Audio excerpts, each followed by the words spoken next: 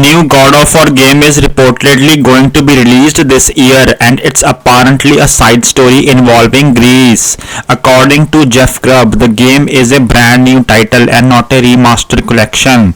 It will focus on Greek mythology rather than Norse mythology found in God of War 2018 and Ragnarok.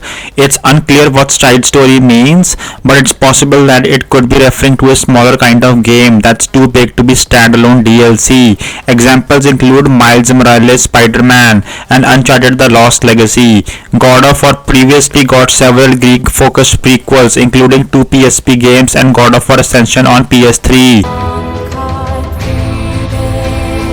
Witcher 4 news. Don't expect The Witcher 4 until 2027 at the earliest. CD Projekt Red hires 50 plus new devs to work on Witcher 4 and other projects. CD Projekt boss says cutting-edge single-player games like The Witcher 4 and Cyberpunk 2 will continue to enjoy great popularity despite industry shifts. CD Projekt says it's not using generative AI on The Witcher 4 because it's quite tricky when it comes to legal IP ownership.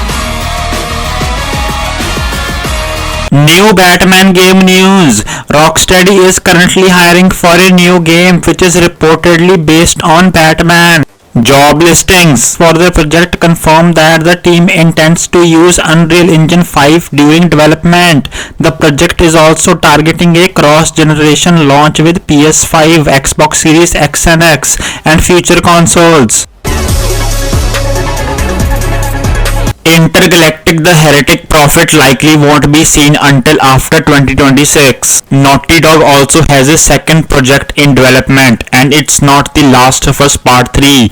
Even more interesting, the game is said to be led by Sean Esquilg, the director of Uncharted The Lost Legacy and Marvel's Avengers, and it's already been in development for 3 years.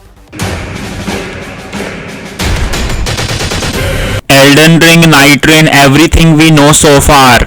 Game is directed by Junya Ishikazaki, known for his work on titles like Dark Souls and Bloodborne. NightReign is being developed by From Software's experienced team. There is no cross-platform multiplayer.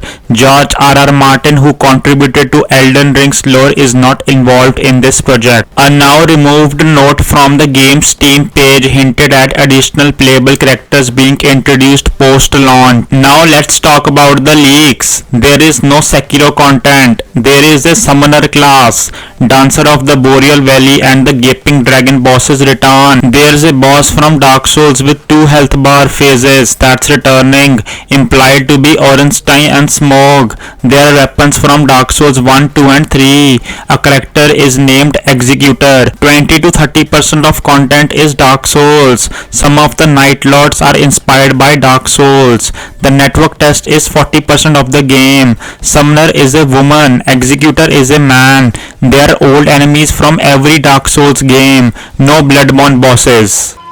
I am eager. Assassin's Creed Shadows currently has less players on Steam than Monster Hunter World, the one from 7 years ago. AC Shadows fans are drunk. 81.55% stock decline. Holy shit. Ubisoft bows to Tencent. Amazon Japan has removed AC Shadows from the store. Yasuke Simulator got more views on Twitch than Shadows. Peak AC Shadows combat.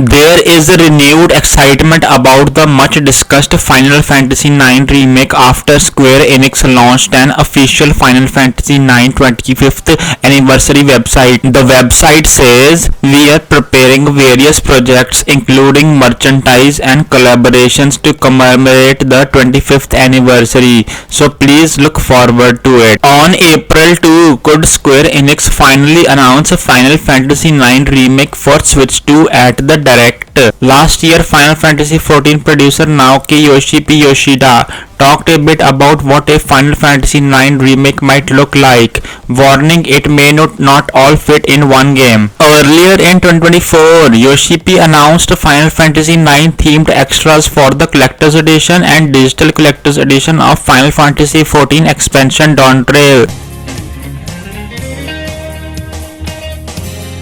According to various sources, Ghost of Yotei is releasing mid to late July. Fans are speculating that Ghost of Yotei will have a bounty hunting mechanic in which Atsu takes on jobs to earn money needed for other things in the game. There's the potential here then for an actual in-game economy where Tsushima didn't really have any sort of money mechanic. Creative director Jason Connell has said that one of the changes compared to Ghost of Tsushima will be a less repetitive open world. One challenge that comes with making an open world game is the repetitive nature of doing the same thing over again. We wanted to balance against that and find unique experiences. There will be new weapon types like Odachi, Kusarigama and dual katanas. Metal Gear Solid Delta Snake Eater will retain its controversial sexual content from the original release as revealed in its ESRB rating. As with the original release of Metal Gear Solid 3, the forthcoming remake will be rated M for mature and it will retain the Peep Demo Theater 2. Peep Demo Theater allows players to view cutscenes of a female character's body from a first-person perspective. There will be blood. Lies of P director says Overture DLC is at least 15 to 20 hours long for experienced players, packing ton of bosses and ideas the devs couldn't fit at launch. Overture is not a complete separate piece from the base game and there's a lot of interconnectivity between the two. So developing the expansion was almost like an effort to complete the Lies of P experience and that was challenging. Confirmed in a press release from Software, the Duskbloods is a PvPvE title with online multiplayer at its core, with up to 8 players battling for the win among themselves. Nintendo will post an interview with director Hidetaka Miyazaki on its website on April 4. Presumably this will shed some light on how exactly the Duskbloods will work, what its PvPvE will look like. Nintendo Switch 2 games will cost up to $80 for digital, $90 for physical. The price increase also means that Nintendo Switch 2 games will cost €80 for a digital copy in Europe, while physical will be for €90. As for what this means for other publishers moving forward remains to be seen, but with Nintendo now setting the precedent, it wouldn't be surprising $80 to $90 becomes the new norm.